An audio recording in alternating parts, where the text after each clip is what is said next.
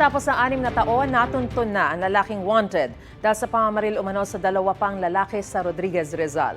Gate naman ang akusado na pagbintangan lang siya at hindi niya kilala ang mga biktima. May unang balita si EJ Gomez.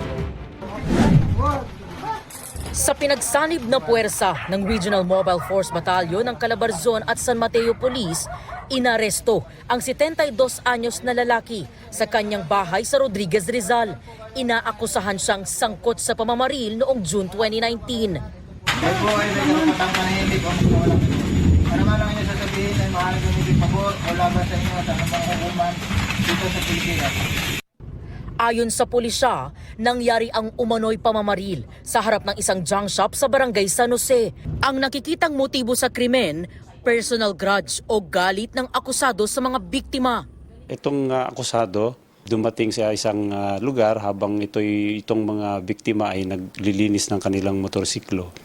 Biglang pinagbabaril nitong akusado at yung isa ay natamaan sa kanyang katawan at yung isa naman ay natamaan ng stray bullet.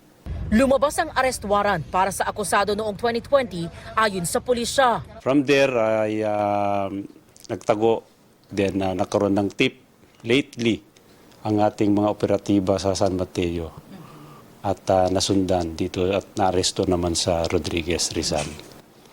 Sa kasong attempted murder, 2 counts at may bail recommended na 200,000 pesos. Ayon sa akusado, napagbintangan lang siya. Hindi raw niya kilala ang mga biktima. Hindi rin daw siya nagtago. Malinis aking kamay. Wala akong kalaban na nga gibarel. Kahit suntok na, wala eh. Parang bintang lang o nakamalan. I-aresto nila ako sa bahay. Di nga ako pumalag kasi wala mong kasalanan eh. Dapat palabasin ako. Kaya di man ako ang may sala. Walang pahayag ang mga biktima.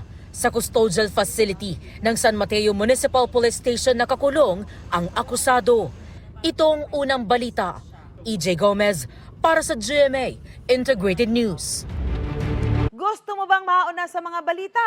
Mag-subscribe na sa GMA Integrated News sa YouTube at tumutok sa unang balita.